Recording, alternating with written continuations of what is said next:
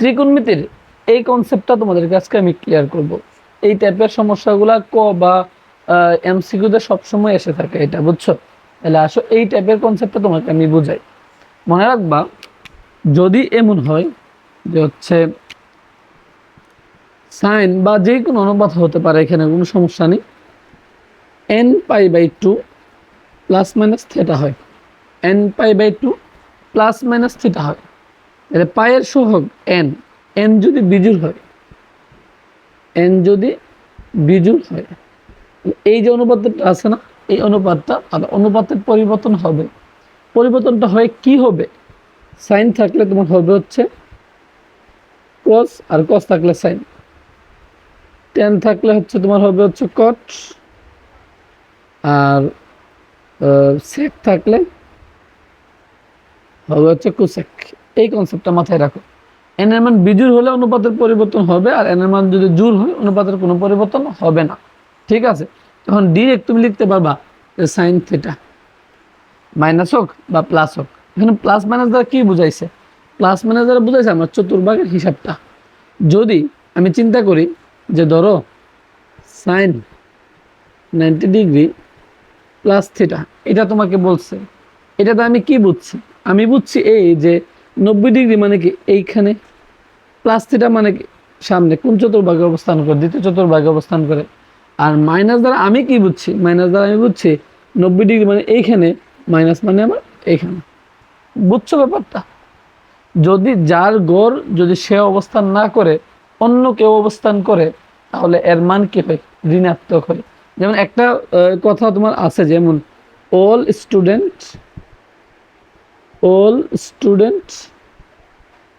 Take care, all student take care, এই ফর্মুলাটা তুমি মনে রাখতে পারো।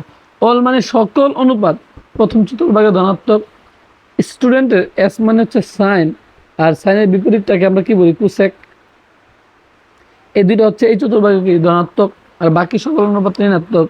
টেক এর টি থেকে 10, আর 10 মানে হচ্ছে কট, বিপরীতটা। আর কে এর সি থেকে হচ্ছে কস, আর কস মানে হচ্ছে কি সেক। যার গড় সে অবস্থান না করে যদি অন্য কেউ অবস্থান করে, তাহলে তার যে অনুপাতটা আছে তার মান কি হবে? নেগেটিভ হবে। আসলে এই পার্টটা তোমাকে আমি বলি। এখন সাইন 90 ডিগ্রি মাইনাস থিটা হলে থিটার মান কত তোমাকে প্রশ্ন করা হয়েছে। তুমি বুঝো ব্যাপারটা যে এই সবটাকে যদি থিটা কল্পনা করো, কি কল্পনা করো? থিটা কল্পনা করো। এটাকে দুইভাবে সলভ করতে পারবো চাইলে আমরা, দুইভাবে। আগে আমরা এই যে এই ফর্মুলাটা দিয়ে আমরা সলভ করি। আসলে সাইন 90 ডিগ্রি মাইনাস থিটা, এটা কত আসবে? আসলে আমাকে বলছে থিটা মানে, আমি বলছি দুইভাবে বের করা যাবে, কিন্তু 90 ডিগ্রি মাইনাস থিটা, আমি এটাকে n pi by two theta কল্পনা করি, n pi by two minus theta. বুঝো একটু ব্যাপারটা। সাইন এন বলতে কি বলেছে? পায়ের সহগ। তাহলে পাই কত? 180 ডিগ্রি না? পাই কত? 180 ডিগ্রি। পাই যদি 180 ডিগ্রি হয়, তাহলে পাই বাই টু মানে কত? 90 ডিগ্রি। তাহলে 90 ডিগ্রি সহগটা কত? 1। তাহলে এন এর মান জোড় নাকি বিজোড়? বিজোড়। তাহলে অনুপাতের পরিবর্তন হবে। অনুপাতের পরিবর্তনটা কি হবে? অনুপাতের পরিবর্তনটা সাইনের জায়গায় কি হবে? এই যে সাইনের জায়গায় কস হবে, direct cos theta, direct cos theta. তো 90 ডিগ্রি মাইনাস থিটা, এটা কোন চতুর্ভাগে অবস্থান করতেছে? এই যে 90 ডিগ্রি মাইনাস থিটা মানে প্রথম চতুর্ভাগে অবস্থান করতেছে। তাহলে প্রথম চতুর্ভাগে সকল অনুপাত কি? ধনাত্মক। তাহলে ডিরেক্ট লিখতে পারো cos থিটা ইকুয়াল কত আমার? √3/2। এখন তুমি আমাকে বলো cos থিটা √3/2, cos কত ডিগ্রি মান? √3/2। cos কত ডিগ্রি মান? √3/2। cos 30 ডিগ্রি মান √3/2। cos theta equal cos 30 degree মান √3/2। তাহলে cos cos কাটো, থিটা ইকুয়াল 30 ডিগ্রি। এইটা একটা ক বা এমসিকিউতে আসে। আর একটা আসে হচ্ছে যে থিটা এটার সমান এত হলে টেন থিটার মান কত তোমাকে প্রশ্ন করে। তাহলে আসো, তুমি যখন থিটার মান পেয়ে গেছো, তাহলে 10 মানে কি? 10 কই ডিগ্রি? 30 ডিগ্রি। তাহলে 10 30 ডিগ্রি মান কত? 1/√3। বুঝছো ব্যাপারটা? আশা করি বুঝতে পারছো ব্যাপারটা। আরেকবার বলি, যদি n pi by two plus minus theta হয়, পায়ের সহগ যদি বিজোড় হয় বা এন এর মান যদি বিজোড় হয়, তাহলে এই অনুপাতের পরিবর্তন হবে। পরিবর্তনটা হয় কি হবে? সাইন থাকলে কস, কস থাকলে সাইন, টেন থাকলে কট, কট থাকলে টেন, সেক থাকলে কুসেক, কুসেক থাকলে সেক। এতটুকু মনে রাখো। এই প্লাস ম্যানেজার আমি কি বুঝছি, প্লাস ম্যানেজার বুঝছি আমি চতুর্ভাগের হিসাবটা।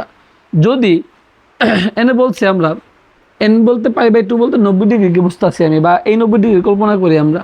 90 ডিগ্রি মাইনাসটা কল্পনা করো, এখানে যদি 90 ডিগ্রি হয়, এটা মাইনাস, মাইনাস হলে পিছনে প্রথম চতুর্ভাগে, থিটার মান অবশ্যই প্রথম চতুর্ভাগে, প্লাস হলে 90 ডিগ্রি মানে এইখানে, প্লাস থিটা মানে এইখানে।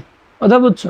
আর এটাও বুঝছি যার গড় সে অবস্থান না করে যদি অন্য যে কেউ অবস্থান করে তার অনুপাতটা কি হয়, নেগেটিভ হয়।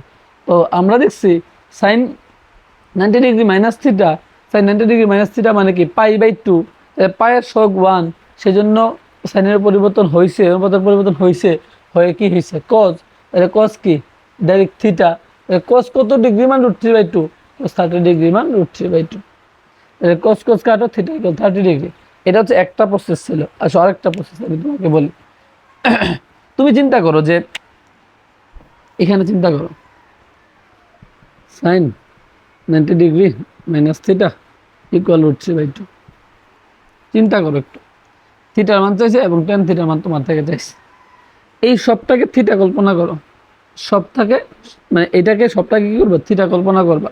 তাহলে সাইন থিটা কত ডিগ্রি মান √3/2, 60 ডিগ্রি মান √3/2। Sine 90 degree minus theta equal হচ্ছে কত মান, সাইন 60 ডিগ্রি। তাহলে 60 ডিগ্রি যদি হয়, সাইন সাইন কাটো, তো 90 ডিগ্রি মাইনাস থিটা ইকুয়াল কত, 60 ডিগ্রি।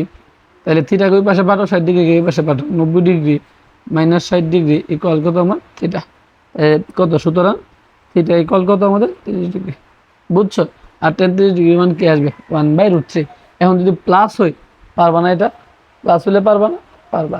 শুধু খেয়াল রাখবা কোন চতুর্ভাগে অবস্থান করে, আর ওই চতুর্ভাগে এই অনুপাতটা কি নেগেটিভ হয় নাকি পজিটিভ হয়।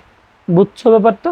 তাহলে এই টাইপের এমসিকিউ গুলা এবং ক নম্বর যে প্রশ্নগুলো আসে, তাহলে এই সমস্যাগুলো তুমি সমাধান